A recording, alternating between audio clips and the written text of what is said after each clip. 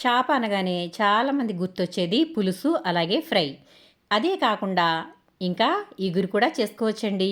మరి ఈ చేపల ఇగురు ఏ విధంగా తయారు చేసుకోవాలో, అలాగే పులుసు కన్నా ఫ్రై కన్నా ఈ ఇగురు టేస్టీగా రావాలంటే ఏం చేయాలో మరి చూసేద్దామా? వీడియో ఎక్కడ స్కిప్ చేయకుండా చూడండి. ఫస్ట్ టైం ఛానల్ చూస్తున్న వాళ్ళైతే తప్పకుండా సబ్స్క్రైబ్ చేయండి.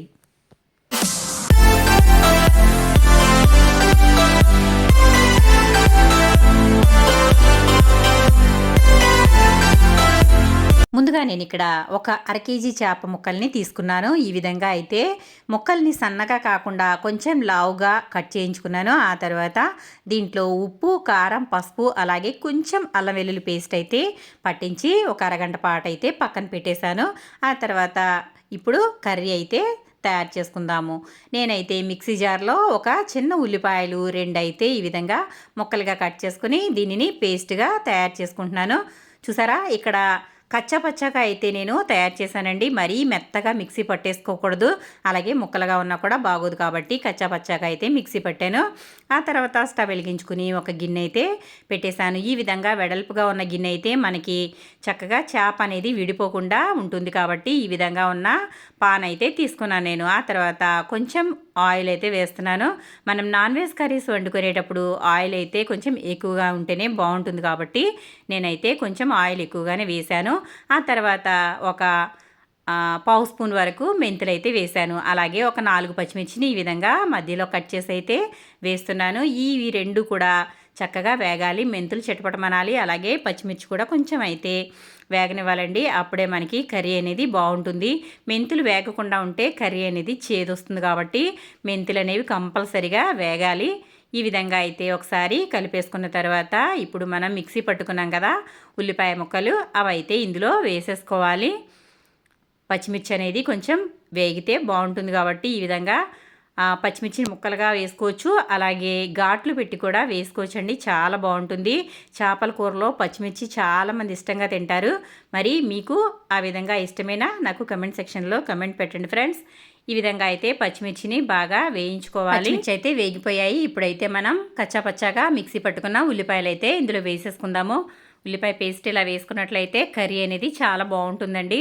ఇప్పుడు ఈ ఉల్లిపాయ పేస్ట్ కూడా చక్కగా వేగనివ్వాలి. ఇది పచ్చిగా ఉన్నట్లయితే పచ్చివాసన వస్తుంది కాబట్టి ఇది బాగా వేగనివ్వాలి. ఇలా మధ్య మధ్యలో కలుపుకుంటూ అయితే దీనిని వేయించుకోవాలి. చాలామంది చేపల కూర అంటే చాలా ఇంట్రెస్ట్గా వండుతారండి.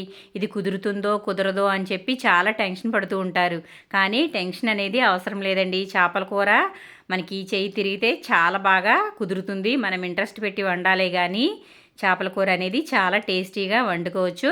ఉల్లిపాయ మగ్గేలోపు మసాలా అయితే రెడీ చేసుకుందాము. నేను ఇక్కడ ఒక 2 స్పూన్లు అయితే ధనియాలు, 1 స్పూన్ జీలకర్ర, అలాగే 1 స్పూన్ ఆవాలు, అలాగే చిన్న దాల్చిన చెక్క, 3 లవంగాలు, అలాగే యాలక 1 వేశాను. ఇవన్నీ కూడా బాగా వేయించుకోవాలి. ఇదేనండి మసాలా, ఇంకా వేరే మసాలా అంటూ ఏమీ లేదు. ఇది కొంచెం దోరగా అయితే వేయించుకోవాలి. మనం మిక్సీ పట్టేటప్పుడు మరి నలగకుండా ఉండేలా కాకుండా ఇది కొంచెం మిక్సీ పడితే పౌడర్ అయ్యేలాగా వేపుకుంటే సరిపోతుంది. మరీ ఎక్కువగా వేగాల్సిన అవసరం లేదు. ఈ విధంగా చూడండి ఒకసారి ఆవాలైతే చిటపటమంటున్నాయి కదా. ఇప్పుడైతే మనం వీటిని ఈ విధంగా వేయించుకున్న తర్వాత ఒక ప్లేట్లోకి అయితే తీసేసి చల్లారి పెట్టేసుకోవాలి. ఇవి చల్లారిన తర్వాత మిక్సీ జార్లో వేసి మెత్తగా పౌడర్ చేసి పక్కన పెట్టుకోవాలి. చూడండి నేనైతే చిన్న మిక్సీ జార్లో అయితే తీసుకుంటున్నాను. ఈ విధంగా వేసుకుని దీనిని మెత్తగా మిక్సీ అయితే పట్టేసుకోవాలి. ఈ విధంగా అయితే పొడి తయారు చేసి అయితే పక్కన పెట్టుకోవాలి. ఇప్పుడు మన ఉల్లిపాయలు ఎంతవరకు వేగాయో చూసేద్దామా. ఇదిగోండి ఉల్లిపాయ అయితే మగ్గిపోయింది. చూసారు కదా, ఉల్లిపాయ చక్కగా మగ్గిపోయింది. మనం పేస్ట్ చేసి వేసాం కాబట్టి మనకి త్వరగానే మగ్గిపోతుంది. ఆయిల్ కూడా ఎక్కువగానే ఉంది కాబట్టి చక్కగా త్వరగానే వేగిపోతుందండి. చూసారు కదా, ఈ విధంగా అయితే బాగా వేయించుకుని మళ్ళీ ఒకసారి అయితే మూత పెట్టి ఇంకొక 2-3 నిమిషాల పాటు మగ్గనిద్దాము. మళ్ళీ 2 నిమిషాల తర్వాత ఇప్పుడు చూద్దాము. చూసారా, మనకి అడుగంటుతుంది కదా. ఇటువంటప్పుడు ఈ విధంగా ఒకసారి అయితే బాగా కలుపుకోవాలి. చక్కగా అయితే ఉల్లిపాయ ఎర్రగా మగ్గిపోయింది. ఈ విధంగా అయితే మగ్గించుకున్నట్లయితే మనకి కర్రీ చాలా బాగుంటుంది. చూసారా, ఇలా అయితే అడుగు ఎక్కడ అంటనివ్వకుండా బాగా కలుపుకోవాలి. ఇలా కలుపుకున్న తర్వాత ఇప్పుడు మనం దీంట్లోనే కట్ చేసి పెట్టుకున్న టమాటాలు అయితే వేసుకోవాలి. నేను ఇక్కడ 2 టమాటాలు అయితే తీసుకున్నానండి. మీడియం సైజ్వి 2 టమాటాలు అయితే తీసుకున్నాను. ఇందులో మనం చింతపండు వేయం కాబట్టి ఈ టమాటా పులిపే సరిపోతుంది. చూసారా, ఈ 2 టమాటాలని ఇలా చిన్న చిన్న ముక్కలుగా అయితే కట్ చేసుకున్నాను. ఇలా కట్ చేసుకున్నాక వేసేసుకున్నాం కదా. ఇప్పుడైతే ఒకసారి బాగా కలిపేసి మూత అయితే పెట్టేసి టమాటా బాగా మగ్గనివ్వాలి. ఇలా కలుపుకోవాలండి. కలుపుకున్న తర్వాత మూత అయితే పెట్టేసి ఒక 2-3 నిమిషాల పాటు, అంటే మనకి టమాటా మెత్తగా మగ్గే వరకు అయితే మూత పెట్టేసుకుందాము.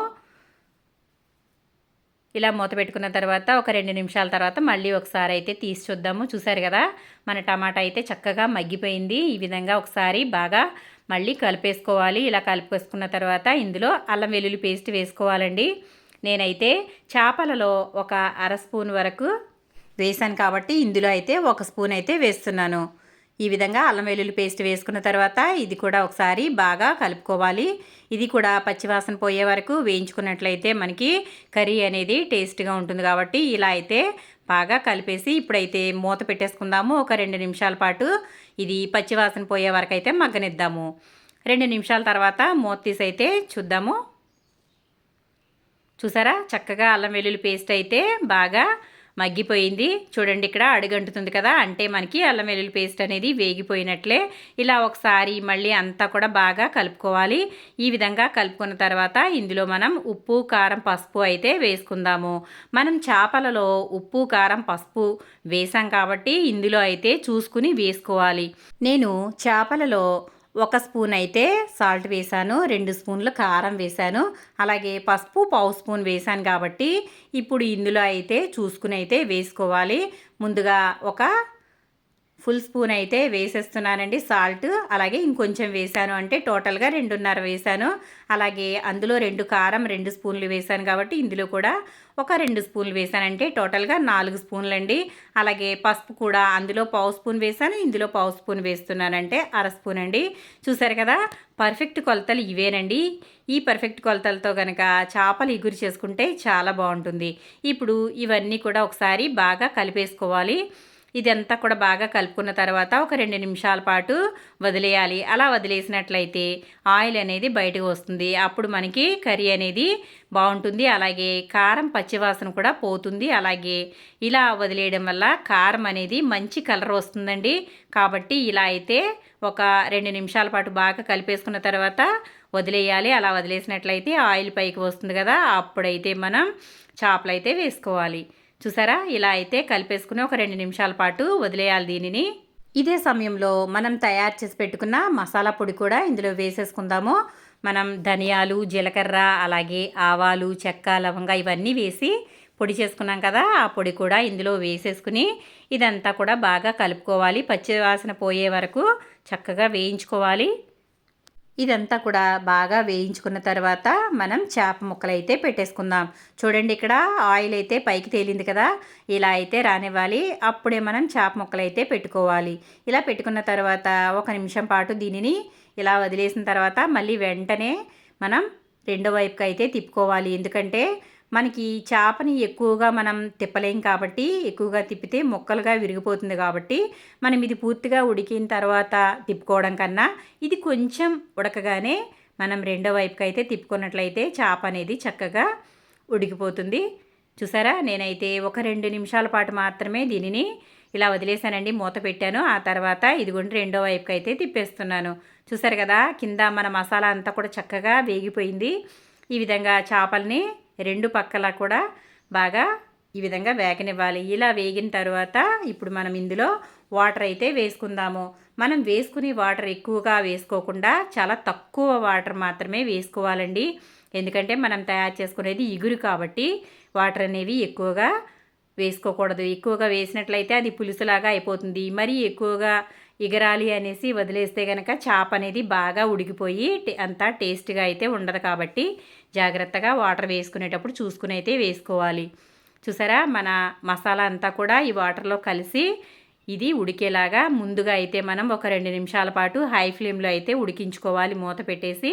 ఆ తర్వాత మంట తగ్గించేసి చిన్న ఫ్లేమ్ మీద కర్రీ అనేది దగ్గరగా రానిస్తే సరిపోతుందండి. మన చేపల కూర అయితే రెడీ అయిపోతుంది. చూసారా, మన గ్రేవీ అయితే ఎంత చిక్కగా ఉందో.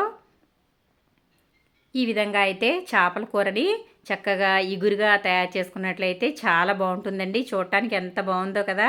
మీరు ఎక్కువ క్వాంటిటీలో చేసుకున్నా కూడా ఇదే ప్రాసెస్తో చేసుకుంటే చాలా బాగుంటుందండి. మనం వేసుకున్న మసాలాలు నేనైతే కేజీ చేప తీసుకున్నాను కాబట్టి, అలాగే మీకు ఎక్కువగా కావాలనుకుంటే కనుక మసాలాలని పెంచుకుంటే సరిపోతుంది. చూడండి మన కూర అయితే చక్కగా ఉడుకుతుంది. ఈ విధంగా ఉడికేటప్పుడు ఒకసారి అయితే అడుగున కదుపుకోవాలి. అడుగంటుతుందా లేదా అని ఒకసారి అయితే చెక్ చేసుకోవాలి. ఎందుకంటే మనం ఒక 10 నిమిషాల పాటు హై ఫ్లేమ్లో ఉడకనిచ్చాం కదా. కాబట్టి అయితే అడుగు పట్టిందా లేదా అని ఇలా అయితే ఒకసారి కలుపుకుంటే జాగ్రత్తగా కదుపుకోవాలండి. అదే మన పులుసు అయితే కనుక గిన్నెతో మనం తిప్పుకోవచ్చు. ఇది ఇగురు కాబట్టి ఈ విధంగా మనకి తక్కువ ముక్కలే ఉన్నాయి కాబట్టి ఇలా గరిటెతో అయితే ఒకసారి మెల్లగా కదుపుకుంటే సరిపోతుంది. మన కూర అయితే ఇప్పుడు ఉప్పు చూసేసుకుందామండి. నేనైతే 2.5 స్పూన్లు వేసాను కదా. ఇప్పుడైతే ఒకసారి ఉప్పు అయితే చెక్ చేసుకుందాము. చాలా కరెక్ట్గా సరిపోయిందండి, పర్ఫెక్ట్గా. మన కూర అయితే రెడీ అయిపోయింది. ఆయిల్ అంతా బయటికి తేలిపోయింది కదా. కొంచెం కొత్తిమీరతో గార్నిష్ చేసుకుంటే మన గుమగుమలాడే కారం కారంగా ఉండే టేస్టీ చేపల ఇగురైతే రెడీ అయిపోయింది. చూసారు కదా, చాలా సింపుల్ అండి. చాలా టేస్టీగా చేసుకోవచ్చు. పులుసు కన్నా ఫ్రై కన్నా ఇది చాలా బాగుంటుంది. ఇలా కూడా ఒకసారి తప్పకుండా ట్రై చేయండి. మన కర్రీ రెడీ అయిపోయింది కాబట్టి స్టవ్ అయితే ఆఫ్ చేసేస్తున్నాను. చూసారా మన కర్రీ ఎంత బాగుందో చూడండి ఒకసారి. చక్కగా ఆయిల్ పైకి తేలి మంచి స్మెల్ అయితే సూపర్ వస్తుందండి. మరి ఇంకెందుకు ఆలస్యం, మీరు కూడా తప్పకుండా ట్రై చేయండి. మీకు ఏ విధంగా వచ్చిందో నాకు కమెంట్ సెక్షన్లో కమెంట్ పెట్టండి.